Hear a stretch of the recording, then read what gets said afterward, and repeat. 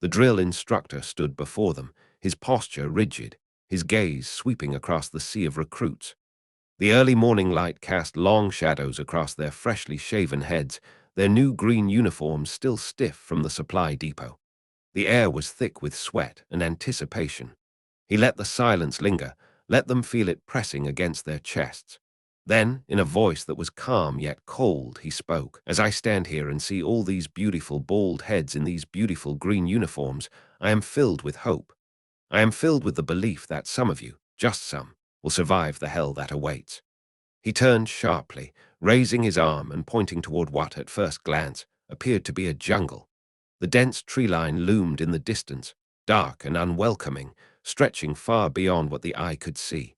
The air within it shimmered with humidity, thick with the promise of suffering. But that is no ordinary jungle, he continued.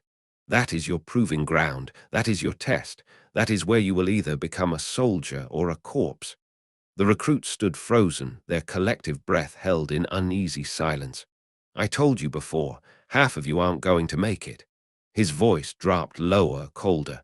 And it's not because you quit, it's because you die. A murmur ran through the crowd, barely a whisper. The instructor took a step forward, his boots grinding against the dirt. This isn't easy. This isn't an obstacle course you can climb your way out of, or a game you can restart when you mess up. There are things in that jungle that will eat you. There are people in that jungle who will kill you, and they won't hesitate. He let the words settle, watching as realization crept across their faces. I know some of you have special powers, he continued, his gaze locking onto a few recruits. Fire fists, lightning touch, whatever the hell else you think makes you special. He let out a short, humorless chuckle. Well, our enemies can detect these things, and if they sense you, they will find you. And if they find you, they will either capture you, kill you, or both. Silence. So, I suggest you don't use your powers out there, not unless you want to be hunted. He turned back toward the jungle, his expression unreadable. What we're talking about is simple. A journey, from here to there. That's it. Survival. He paced before them now, letting their eyes flicker between him and the shadowed tree line in the distance. You don't have to do anything heroic. You don't have to fight. You don't have to prove you're the strongest. He paused, then smirked. You just have to make it back alive. Another beat of silence. Then you will each carry a small package, and you will survive.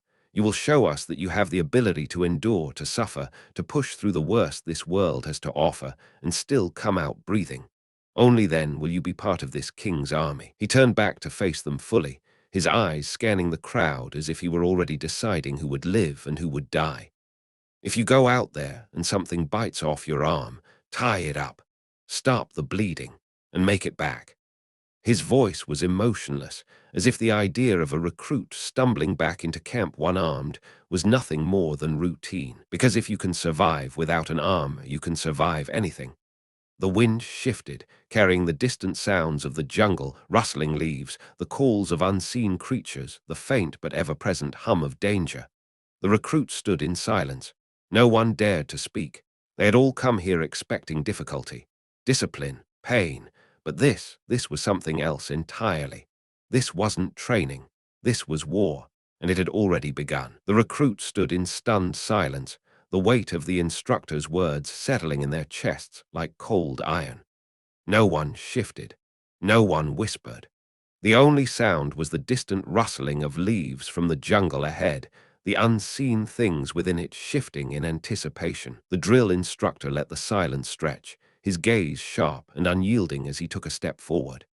Now, he said, his voice even almost quiet, which made it worse. I want you to take a good look at the men standing next to you. A few hesitated before stealing glances at their fellow recruits. Some looked determined, others nervous, uncertain. Rich, standing beside Ryu, was grinning faintly, like a man ready to test his luck. Ryu, however, kept his gaze forward, his fingers tightening at his sides. The instructor's lip curled slightly. Half of you will not be here in 10 weeks. He let that linger before continuing. Some of you will be too weak. Some of you will be too slow. Some of you will be too damn stupid. And some of you won't be anything at all because you'll be dead. A lump formed in Ryu's throat, but he swallowed it down. This is not some sanitized military experience where you get to drop out if things get tough. There is no quitting. The instructor motioned toward the jungle once more. Once you enter, you stay in until you make it back, and if you don't, you don't. Another beat of silence. Now, he continued, I can already see it on some of your faces. Fear. You're wondering what's waiting for you in there. What kind of things are going to test you?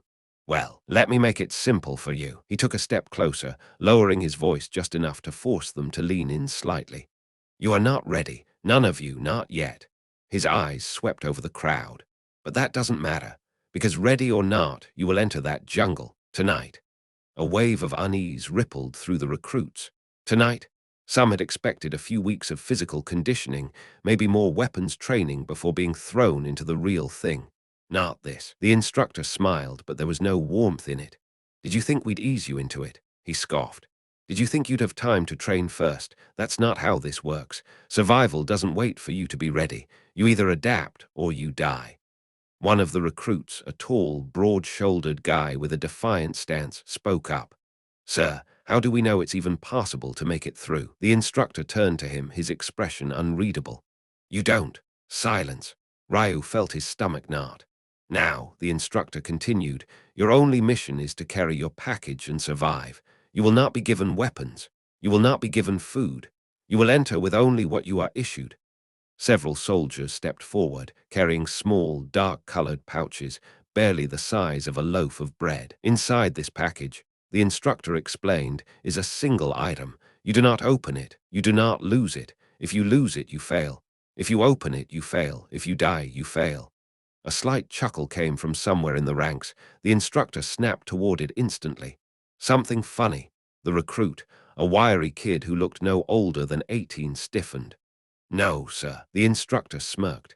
That's right, because there won't be anything funny when you hear something moving in the dark, and you're not sure if it's a wild animal or something worse. The recruit swallowed. The instructor continued. There are creatures in there that are stronger than you, faster than you, and far, far hungrier than you. There are men in there who have spent years learning how to kill efficiently, and some of them enjoy it. The recruits remained silent, their minds spinning through the worst possible scenarios. Now, the instructor went on, I know some of you think your abilities will save you, that you'll just burn your way through obstacles or leap your way past danger. His expression darkened. Let me make something very clear. His voice dropped into a growl. Moment you activate your power out there, they will know where you are. The air seemed to still. Our enemies have learned how to track power signatures. The second you light up, you send a beacon to anything hunting you. Some of the recruits, the ones who had come in confident in their gifts, suddenly looked uneasy. So, he said, voice sharp, if you think you're going to be some kind of superhero out there, think again. Because if you get detected, you'll be lucky if you die fast.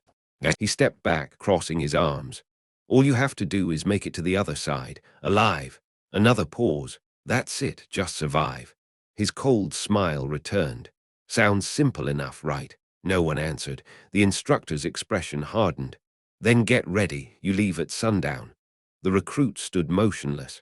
The weight of what was coming pressed down on them like a storm cloud. Rich, standing beside Ryu, finally broke the silence.